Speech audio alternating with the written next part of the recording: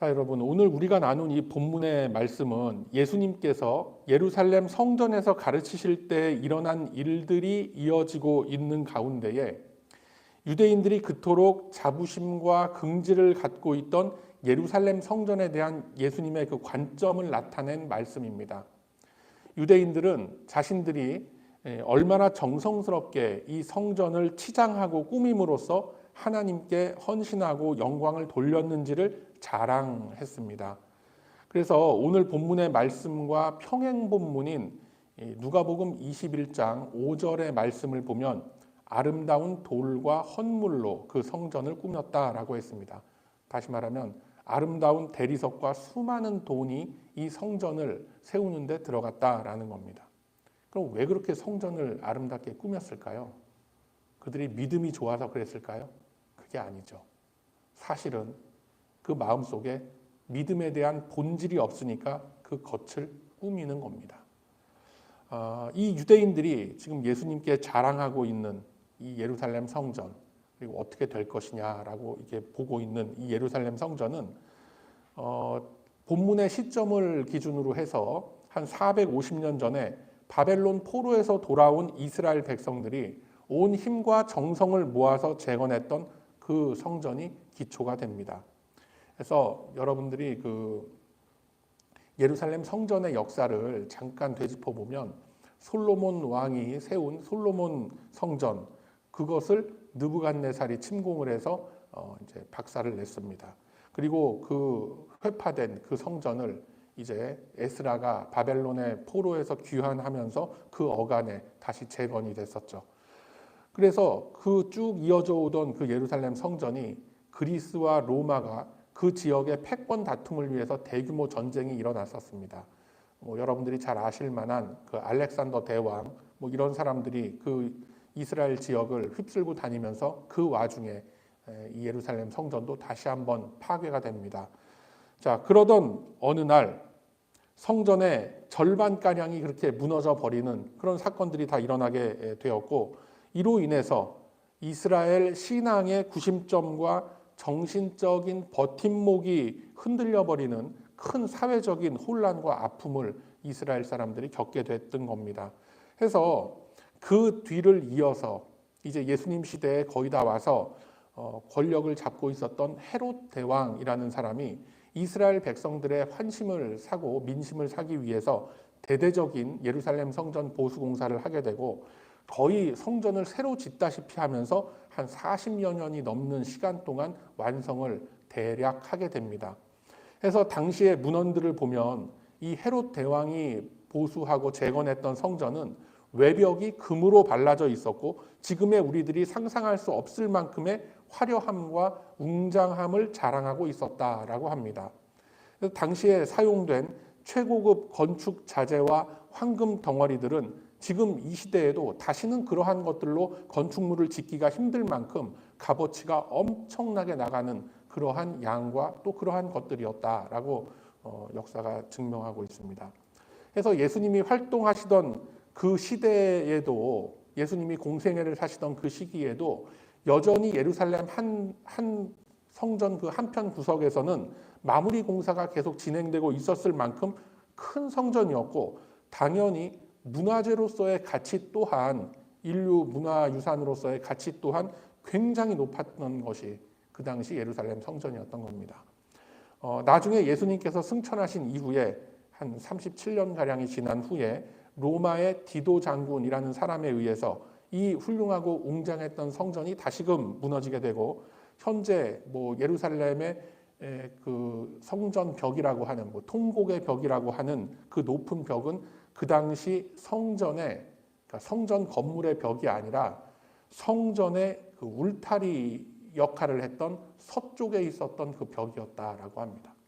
그랬기 때문에 이 예루살렘 성전을 가꾸고 꾸미고 보수하는 그런 일들은 당시 이스라엘 사회 안에서 큰 민족적인 사회적인 이슈가 되었고, 그 일에 보탬을 주거나 아니면 그 일에 참여해서 벽돌 한 장이라도 쌓는 일은 이스라엘 백성들에게는 정말 가문의 영광으로 남을 수 있는 그런 의미 있고 큰 일이었다라는 겁니다.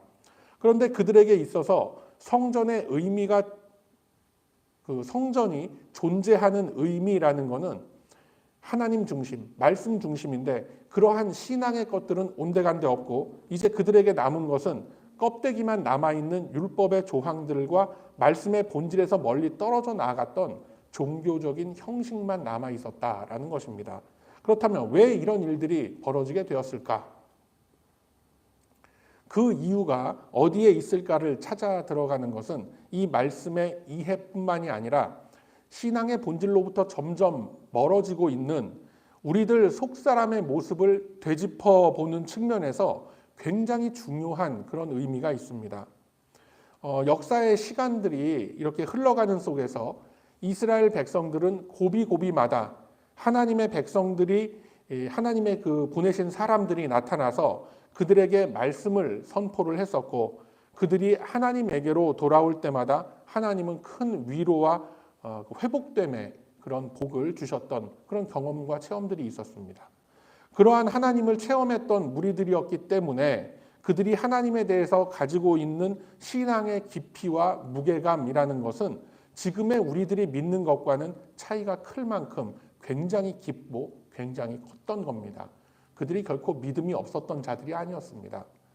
지금 이 예루살렘 성전을 꾸미고 가꾸고 관리하는 일에 온 힘을 썼던 유대인들이 그 마음속에 하나님을 미워하고 싫어하는 그런 마음들이 있어서 자신들이 하는 일들을 부담스럽게 생각을 했었는가? 결코 아니었던 겁니다. 그들은 여전히 자신들이 최고로 하나님을 믿고 섬긴다라고 했었고 자신들만큼 하나님을 알고 의지하며 따르는 존재는 이 세상 어디에도 없다라고 굳게 믿고 있던 그런 부류들의 사람들이었습니다. 그런데 이렇게 열심과 열정이 있던 유대인들에게 도대체 어떤 일들이 있었길래 그들은 말씀의 본질을 놓치고 형식과 외식으로 꾸미고 치장하는 것에만 열중하게 되었는가? 바로 그 이유는 유대교 안에, 유대인들 안에 세상 권력의 지배와 또 로마 정부가 그들을 다스리기 위해서 뿌려댔던 그 물질의 풍성함이라는 것이 있었습니다.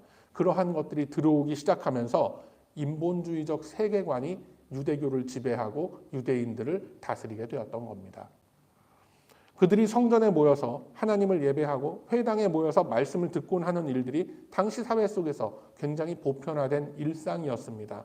그리고 그들을 지배하고 있었던 로마 정권은 유대교도들이 믿고 있는 그러한 것을 믿지 말라고 한 것이 아니라 자신들이 점령하고 다스리던 그 지역의 문화와 종교를 최대한 이렇게 허락하는 그런 관대한 정책을 일부러 그렇게 펼쳤던 겁니다. 그리고 로마에서 파송된 총독들이 다 있었지만 그러니까 빌라도가 있고 했지만 그 빌라도나 다른 또 총독들을 대신해서 각 지역마다 분봉왕 제도라는 것을 두었던 시절이었습니다. 그러니까 지금으로 치면은 일종의 지방자치제가 시행됐던 겁니다. 그 중에 한 사람이 그러니까 예루살렘 지역의 한 도지사급 되는 사람이 바로 헤롯 대왕이었던 겁니다. 자, 그것으로 인해서 이 헤롯 대왕이 이스라엘 백성들의 어떤 그 불만과 분노를 다스리기 위해서 그리고 그런 불만과 분노를 이렇게 자신이 어떻게 해결하려고 하는 것이 아니라 그것을 유대교에 열중하는 모습으로 돌리기 위해서 그가 그렇게 자신의 치적을 삼으려고 예루살렘 성전을 그렇게 열심히 재건을 하고 그렇게 꾸미고 하는 일에 온 그 예산과 정성을 쏟았던 겁니다. 자, 그래서 그런 가운데에서 나름대로 태평한 그런 시간들이 쭉 지나가고 있었고 하나님의 말씀이라는 것은 그냥 자신들의 유대인들의 선민의식을 치장하는 하나의 도구로서 사용되곤 그렇게 했던 시절이었습니다. 자, 어떠한 상황에서든지 하나님의 말씀을 자꾸만 이렇게 들먹이면서 위엄을 갖추고 또 권위를 앞세워서 무게를 딱 잡고 이스라엘의 리더층이 그렇게 했다면 당시 시대상으로 봤을 때는 일반 백성들은 굉장히 주눅이 들 수밖에 없는 겁니다. 예를 들어서 대제사장이든 서기관이든 바리새파의 지도층에 있는 사람이건 이런 사람들이 당신은 이러이러한 규범, 이러이러한 율법을 어긴 죄인이니까 당신은 성전에 나아가 회개하시오라고 한다면 그 앞에서 누가 뭐 반론을 제기하고 따지고 들 수가 있었겠습니까? 그럴 수가 없는 시대적 정황이었다라는 거죠. 그래서 유대교 지도자들과 그 기득권층들은 자신들의 권위와 권력을 앞세우기 위해서 더욱 외적인 것에 치중하게 되었던 겁니다. 말씀의 정신으로 돌아가서 영혼이 변하고 신앙의 인격이 변화되어서 삶이 변화되는 하나님의 거룩한 백성이 되어가는 것에는 관심이 아무것도 없는 겁니다. 그저 어떻게 하면 그 사회 안에서 물질을 더 가질 수가 있을까? 이것에만, 그리고 자신들의 권위와 자신들의 명예를 어떻게 하면 더 세울 수가 있을 것인가? 이런 거에만 관심을 두었던 겁니다. 자, 여러분, 하나님의 통치가 이루어지고 있던 성도의 심령 속에 그 하나님의 말씀이 딱 떠나가게 되면은 그 자리에는 곧바로 인본주의적 사고방식이 들어오게 되어 있는 겁니다. 그렇게 되면 무엇과 가장 부딪히게 되냐면 하나님의 방법과 하나님의 질서와 부딪히게 되는 거예요. 우리 기독교 신앙의 가장 근본된 가치라는 것은 아무런 자격과 공로를 갖추지 못한 나에게조차 베풀어지는 하나님의 은혜에 있는 겁니다. 이 세상에 합리적인 사고, 합리적인 철학이라고 하는 것들의 그 흐름을 보면 당연히 원인이 있어야 결과가 있는데, 우리 하나님께서 우리를 구원해 주시고 은혜를 부어 주시는 그러한 것은 그 원인이 나에게 있지 않고 하나님께 있다라는 그 점이 우리 신앙생활에 있어서 이 가장 이해하기가 어려운 그런 점 중에 하나인 겁니다.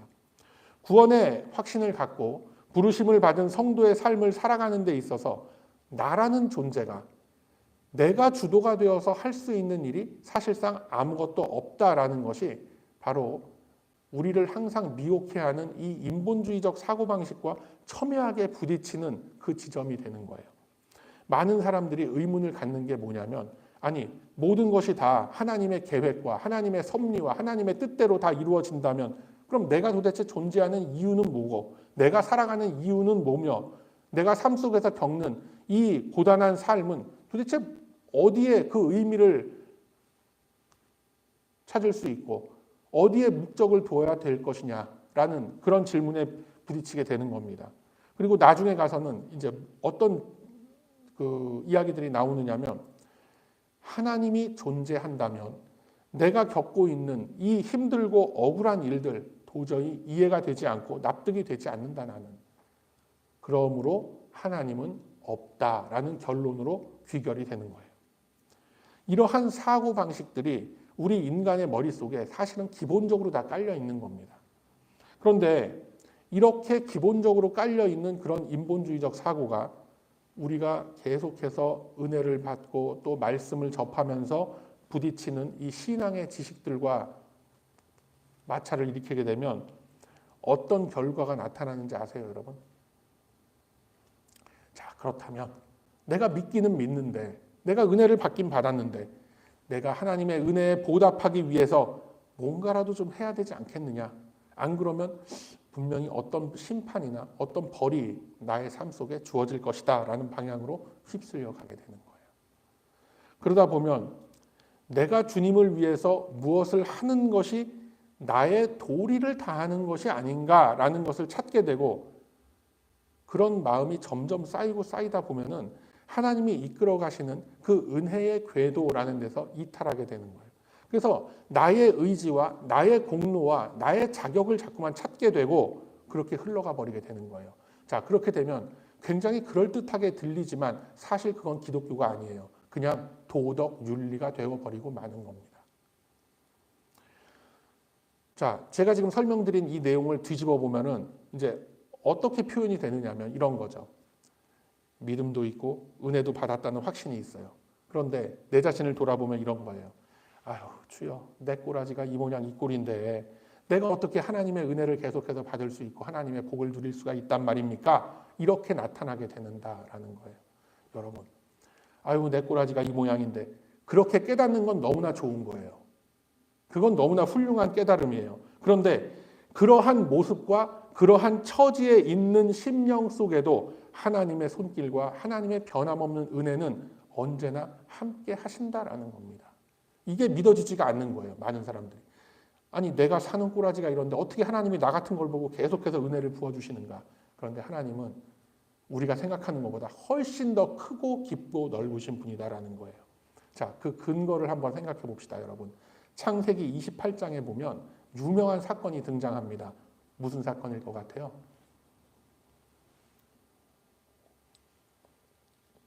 창세기 28장에 보면 야곱이 그 사다리를 이렇게 보는, 사다리를 경험하는, 하늘로부터 내려오는 사다리를 경험하는 사건이 등장을 합니다.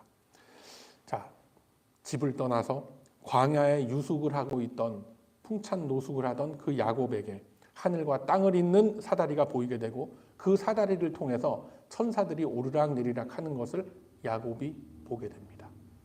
그때 야곱에게 하나님이 임하셔서 어떻게 말씀을 하시느냐면, 야곱아, 내 자손이 땅에 티끌같이 되어 동서남북에 가득할 것이며 모든 족속이 너와 내 자손으로 인하여 복을 얻을 것이다. 내가 어디로 가든지 내가 너와 함께 할 것이며 너를 지키고 이끌어 이 땅으로 다시 돌아오게 할 것이다 라고 약속을 하시는 거예요. 자, 하나님께서 어떤 우리 인간 한 개인에게 하실 수 있는 최고의 축복이죠. 이보다 더한 게 어디 있겠습니까? 그런데 이러한 축복의 상황이 어떤 정황 속에서 나왔는지를 우리가 자세히 살펴보면 이 하나님의 축복의 내용들이 감동이 되는 게 아니라 사실은 황당한 생각이 들게 되는 거예요. 야곱이 어떤 인물입니까, 여러분? 바로 얼마 전에, 이 사건이 있기 바로 얼마 전에 아버지 이삭을 속여서 그 형인 에서가 받기로 되어 있었던 장자권을 가로채는 사기극을 벌였던 인물이 야곱입니다. 자신에게 닥칠 그 위협을 느끼고 어쩔 수 없이 외삼촌 라반을 찾아서 나서는 길 위에 벌어진 사건인 거예요. 이 야곱이라는 인물은 자기 아버지와 자기 형에게 엄청나게 큰 죄를 지은 그런 인물인 겁니다. 요즘으로 치면은 상속법에 대한 어떤 위반, 사기, 공갈, 공문서 위조 이런 혐의로 압수수색 당하고 구속수사 받아야 되는 말이죠. 그런 처지에 있는 사람이 야곱이었던 거예요. 게다가 야곱은 이 시점에서 아직 결혼도 안 한 미혼이었어요. 그러한 상태의 야곱에게 하나님께서는 너의 자손으로 인해 큰 복이 이 땅에 펼쳐질 것이다 라는 그 약속을 선언해 주신 겁니다. 그리고 하나님이 결코 시건하는 분이 아니시기 때문에 결국 야곱에게 베풀어진 이 복이 야곱의 12 아들들로 인해서 이스라엘 민족이 형성되는 계기가 되었던 겁니다. 그리고 장차 신약의 이스라엘, 그리스도의 보혈로 이루어진 교회 공동체와 성도들이 존재하게 되는 근거가 바로 여기서 나오게 되는 겁니다. 그러면은 왜 하나님께서는 이 보잘것없는 범죄자, 사기꾼 야곱을 들어서 복을 베풀어 주셨을까요? 하나님께서 이가 저지른, 저가 저지른 그 범죄를 그냥 방조하시기 위해서 그랬던 겁니까? 아니죠. 결코 그렇지 않죠. 그것은 바로 아무런 조건도 없이 아무런 번듯한 자격을 갖추지 못한 인간에게도 주어지는 하나님의 은혜가 이렇다라는 것을 우리에게 가르치기 위해서 야곱을 들어서 사용하신 거예요. 하나님 나라를 이끌어가는 원동력이라고 하는 것은 우리들의 자격과 우리들의 공로가 아니라 오직 하나님의 주권적 은혜에서 비롯된다라는 것을 이 연약한 믿음의 선조들을 통해서 구약 성경 내내 하나님은 우리에게 가르치고 계신 거예요. 그래서 바로 이 야곱 같은 인간이 등장하는 것이고 아브라함 같은 그런 우유부단한 사람이 등장할 수 있었던 겁니다. 기드온처럼 의심 많은 그런 사람이 등장했던 것이고 다윗은 어떻습니까? 소위 말하는 불륜의 아이콘이라고 할 수 있는 그 다윗이 이스라엘의 지도자로서 등장을 하게 되는 겁니다. 주님은 이들의 이 믿음의 조상들의 이 연약한 모습을 옹호하고 계신 것이 아니라 이처럼 연약한 존재들, 아무런 능력과 자격이 없는 존재일 망정 주님의 계획 안에 들어있는 그분의 백성들은 어떻게 해서든 그 자리에, 은혜 받는 자리에 세워주고, 그리고 그 자리에서 받은 소명, 받은 사명을 감당해낼 수 있는 힘과 능력을 부어주신다라는 사실을 바로 이 시대 우리들에게 보여주고 계신 겁니다. 이것이 하나님의 은혜라는 겁니다, 여러분. 이 은혜로서 저와 여러분 또한 아무런 근거도, 여러분은 아닐 수 있어요. 근데 저 같은 사람 보면 아무런 자격, 이건 아무것도 갖추지 못한 그런 존재임에도 불구하고 이 공동체의 지체를 이루게 하시고 이 강단에까지 세워서 여러분들에게 말씀을 전하는 그런 사람으로 저를 또 사용하고 계신 거예요. 그러면 이제 본문의 내용으로 돌아와서 보면 당시의 유대인들은 이러했던 그들의 역사 속에서 이스라엘을 계속해서 빚어가시는 그 하나님의 손길을 읽어내지 못했던 겁니다. 은혜라는 것을 이렇게 값 없이, 자격 없이, 공로 없이, 조건 없이 주어지는 은혜라는 것을 어떤 비즈니스 사이에서 일어나는 거래 관계로 이렇게 여겼던 겁니다. 그렇게 되면 어떻게 됩니까? 인간 입장에서는 당연히 율법으로 돌아가게 되는 거예요. 율법을 철저히 지켜야만, 내가 자격을 갖춰야만 복을 얻고 사회적 안녕을 보장받고 조금이라도 어긋나면 가혹한 심판과 처벌이 가해지는 어떤 종교 재판정의 분위기로서 그 사회를 이끌어가게 되는 겁니다. 일반 백성들은 힘이 들지 몰라도 이 부패한 제사장들이나 서기관들이나 그들과 결탁한 유대인 종교 귀족들에게는 너무나 아름다운 세상이 되어버리는 거예요.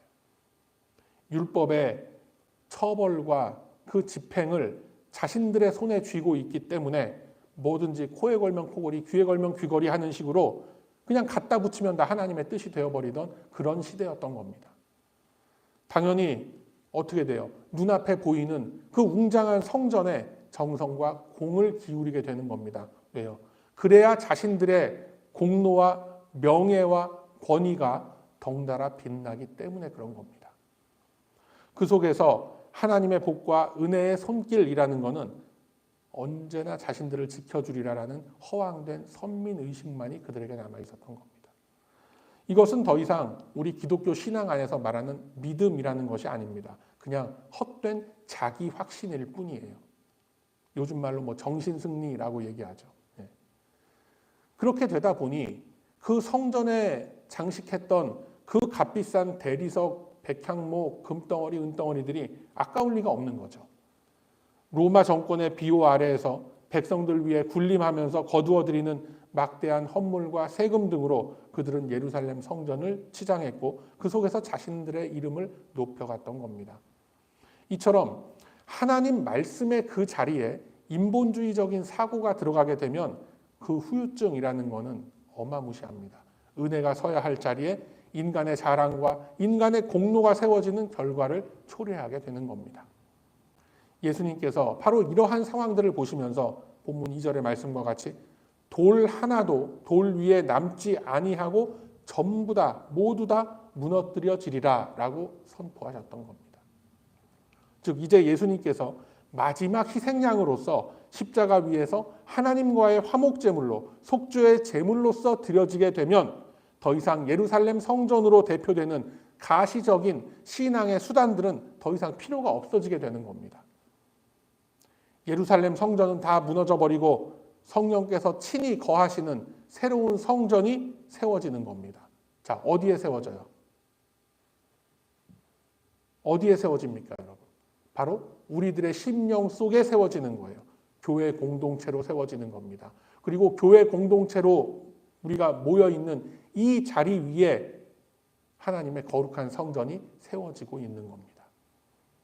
이제 예수님께서 말씀하신 그 1차적인 의미, 성전이 다 무너질 것이다 라고 한 그 1차적인 의미는 십자가 사건으로 그리고 예수님이 승천하신 이후에 한 36, 7년의 시간이 지난 후에 로마 군대에 의해서 실제로 이루어지게 되었던 것입니다. 여러분, 우리들의 마음속에는 이 예루살렘 성전과 같은 가시적인 신앙의 수단들, 또는 나의 공로와 자랑과 나의 의지를 내보이고 싶은 그런 우리 속사람의 모습들이 쉴 새 없이 내 안에 성전을 지어가는 거예요. 내 안에 성전을 지어가는 것이 아니라 엄밀하게 얘기하면 내 안에 바벨탑을 지어가는 거죠. 왜 그럴까요? 우리들은 쉴 새 없이 미혹을 받는 자리에 서 있기 때문에 그렇습니다. 마치 예루살렘 성전에 그토록 공을 들였던 그 유대인들과 똑같은 겁니다. 그래서 이 바른 말씀의 인도로부터 떠나게 된다라는 것은 신앙의 본질은 떠나버리고 형식과 관성만 남게 되는 결과를 낳게 되는 겁니다. 말씀이 의도하는 본질적인 내용과 가치를 나의 마음속에 담지를 못하기 때문에 그 허전한 부분, 그 공허한 부분을 어떤 형식 내지는 전통의 이름을 빌린 인간적인, 인본주의적인 요소들로 항상 채우려고 하는 거예요. 이것이 바로 이 시대의 성도들에게 다가오는 무서운 미혹의 실체가 되는 겁니다. 말씀이 채워져야 할 나의 심령에 자꾸만 다른 것들로 채우려고 하는 거예요. 그게 뭐가 됐든 간에 다 바벨탑을 쌓게 되는 겁니다. 자, 이 같은 하나의 예가 성경에 그 근거가 드러나 있는데 사무엘상 4장에 기록이 되어 있습니다. 이스라엘과 블레셋 사이에 전쟁이 벌어지게 됩니다. 이스라엘 군대는 에벤에셀 그 비석이 서 있는 그 곁에 진을 치게 되고 블레셋 군대는 아벡이라고 불리는 지역에 진을 치게 됩니다. 자, 그러면 왜 이스라엘 군대가 에벤에셀 그 비석 옆에 진을 쳤을까요? 여호와 하나님께서 우리를 여기까지 도우셨다라는 의미로서 세운 기념비가 바로 에벤에셀의 비석입니다. 그 곁에 진을 쳤다라는 것은 다시 한번 하나님께서 우리를 도우실 것이다라는 확신이 있었기 때문에 그랬던 겁니다. 그런데 막상 전쟁을 벌였더니 어떤 결과가 됐냐면 당연히 이길 줄 알았던 이스라엘이 아주 대패를 당하게 됩니다. 4,000명가량의 군사가 그 자리에서 사망했다라고 성경은 기록하고 있죠. 자, 상황이 이렇게 됐다라고 하면 이스라엘 군대가 어떤 그 방법을 취해야 옳습니까?